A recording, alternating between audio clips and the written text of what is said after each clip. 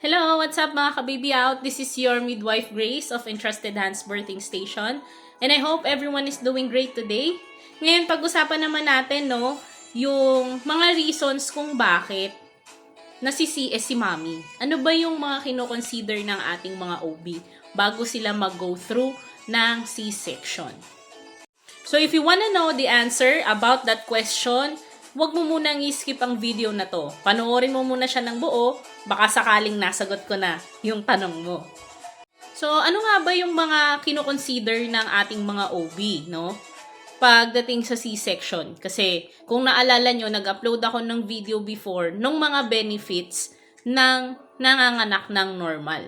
So, bigyan ko kayo, this is a study or this is details from Mayo Clinic. Hello, Mayo Clinic. So, eto yung mga reason kung bakit kino-consider nila o magpro-provide si OB ng C-section sa nanay. Una, labor isn't progressing normally. So, labor that isn't progressing normally is one of the most common reasons for C-section. Yan yung pinaka-common. Yung hindi bumababa yung bata. And then, baka mamaya may dystocia. Ito yung parang hindi proportion yung pelvis sa ulo or may nakasingit na ganito, ganyan. Mga ganong scenario.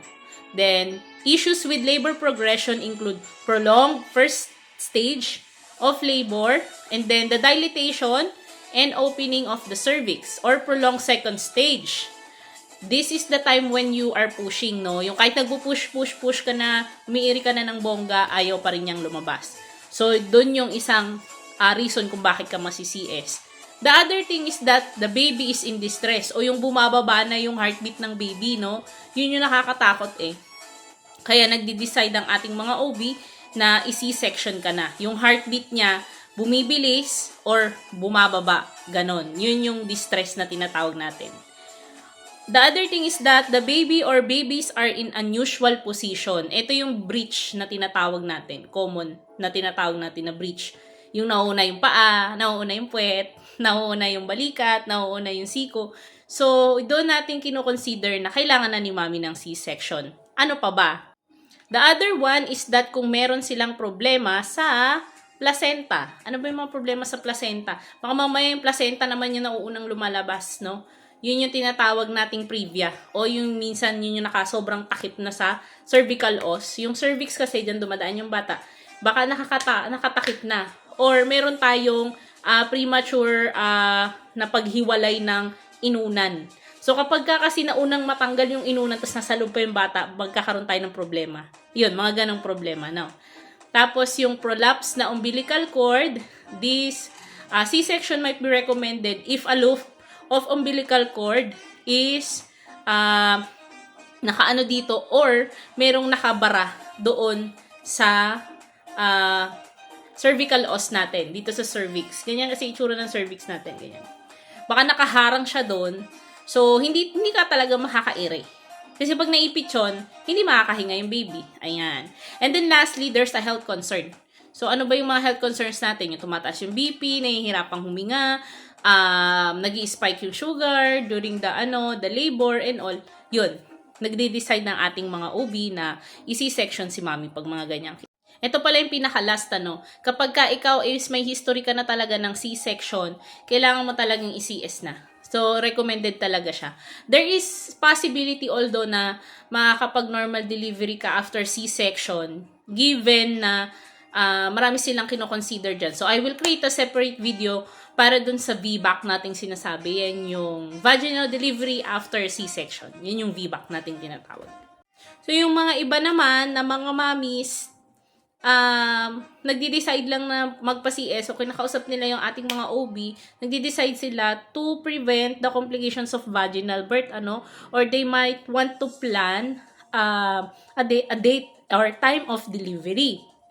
Pero, according sa American College of Obstetricians and Gynecologists, this might not be a good option for women who plan to have several children o yung mga nanay na gustong maraming anak. Kasi, as we all know, it is limited to 3 children kada mommy na C-section or na C-cesarean. So, hindi siya better option. Again, mga mommies, no, yan yung mga kino-consider ng ating OB when they decide to do C-section sa inyo. Kasi hindi naman talaga siya usual. Unless these cases arises na kagaya ng mga in-enumerate ko sa inyo, that's the only time na nag-C-section ng ating mga doktor. Again, as a midwife, I will still recommend you to do normal deliveries because it is cost-effective again, and yung healing ng katawan natin is mabilis. Hindi siya kagaya ng C-section. So, you have to consider a normal, natural birth para mabawasan din yung stress ng katawan natin. Although there will be stress ng normal delivery, there will be trauma and all, but the recovery time at yung katawan natin, it gets back to normal easily.